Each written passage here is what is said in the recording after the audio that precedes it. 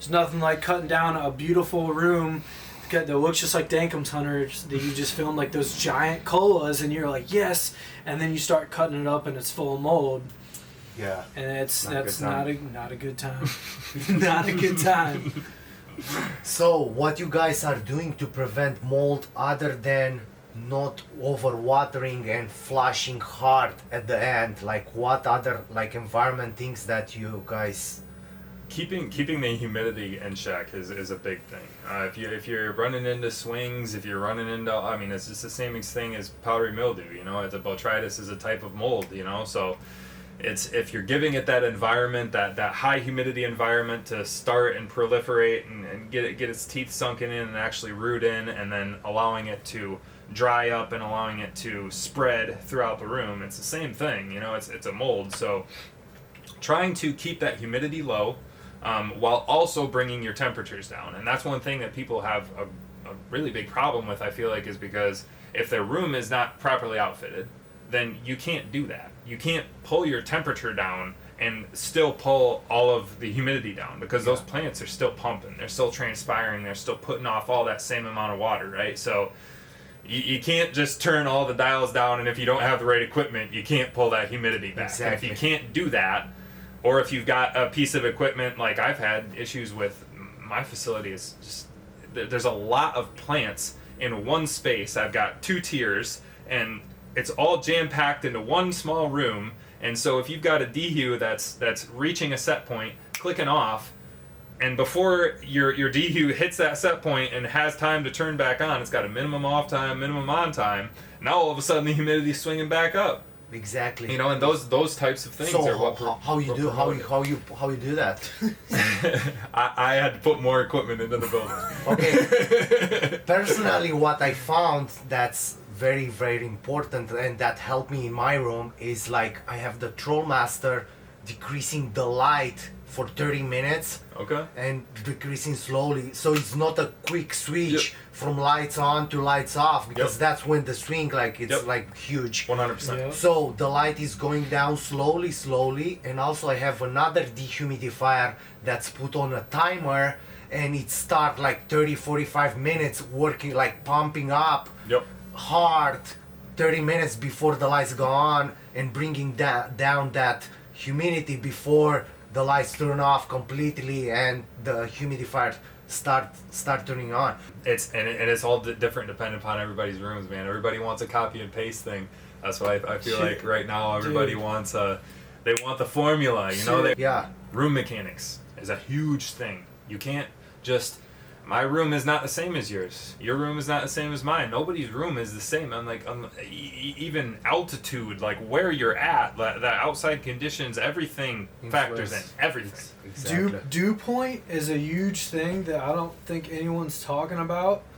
That I feel like dew point really affects that mold and botrytis at the end, because I've had it to where the humidity's been super low, but even with that, on really big buds, I'll still get the mold in the top colas, and it's because that room is super small and it swings. As you said, the lights cut off, it jumps up, and that's the biggest point when it happens, is those swings. I've had rooms where it's ran 60% humidity while I was flushing, even at nighttime, but it stayed consistent and I didn't get any mold.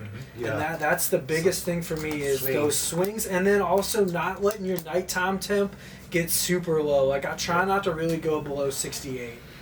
65 is like the danger zone. Because I think the mold, it's like it's like growing in like cold environment, right? Oh yeah, for sure. In for cold, sure. right? Well, you think about the actual flower itself, it's got this little humidity pocket around it. Same exact thing as like a leaf, you know, it's got this little pocket of humidity around it, you know, and so there's nothing that really allows that air that's been dehumidified to get into the center of that bud. So it's still nice and humid in that bud. You know, it's not like we're changing that. You're not pushing air into the middle of that thing. So, but that being said, you think like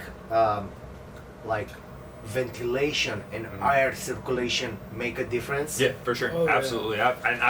I've noticed that a lot more too because I have to deal with state testing and stuff, so I have to deal with like different things that more normal people have to deal with. I have to deal with stuff that we wouldn't even factor in. So like I can have a run that could come down and it doesn't have any botrytis in it. It doesn't have anything. You take the buds all the way down and you don't see any physical mold at all, and then you send it in for testing and my total yeast and mold counts are failing.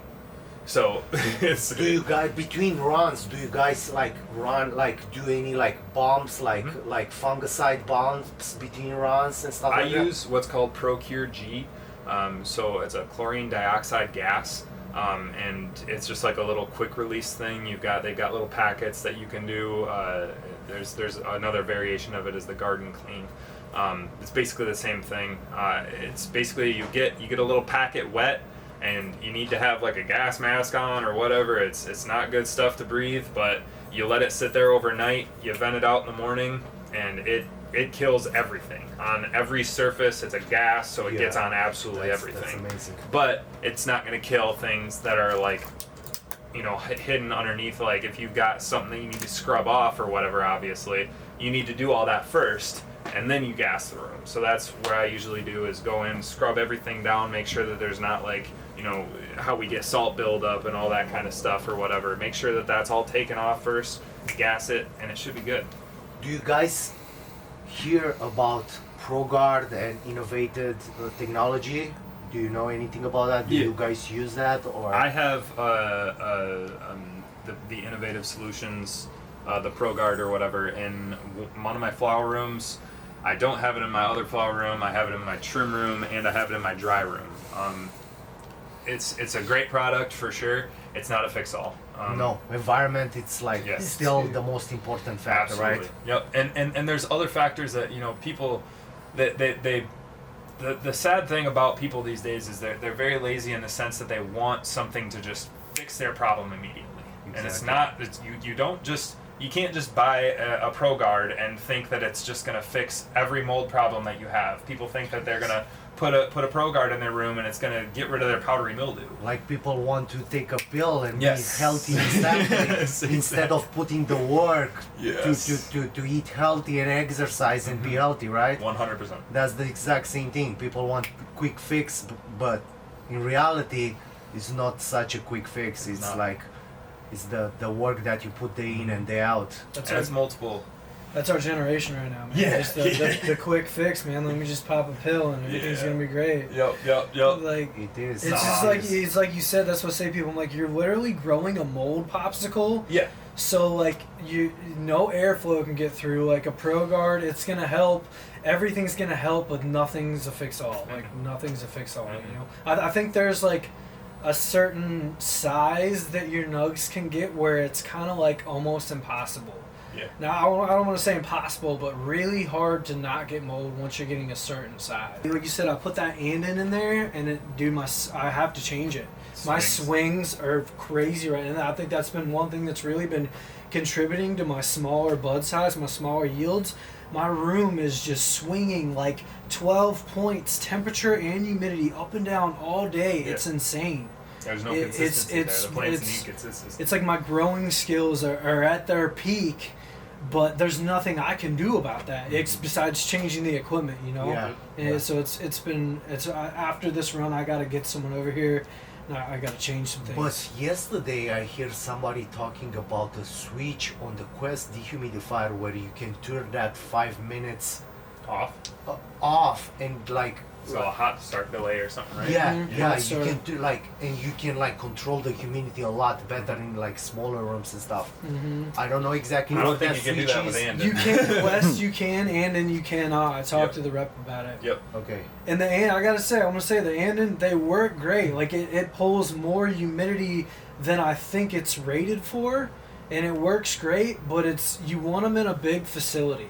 Where you have multiple and they don't all cut off at the same time. Yes. Because that 3 minute time where it runs over or cuts off and won't start. In a small room, you It's not are good. swinging Oh yeah. like Yeah, a crazy. 50, 60 swing dancer, whatever That's why- gear that was. Was That's it why 40s? I said I had to add more equipment into my room. So now I've got, in between my mini split, now I've got a new HVAC system where everything is central. It gets pulled into a system outside that's like a 4-ton unit.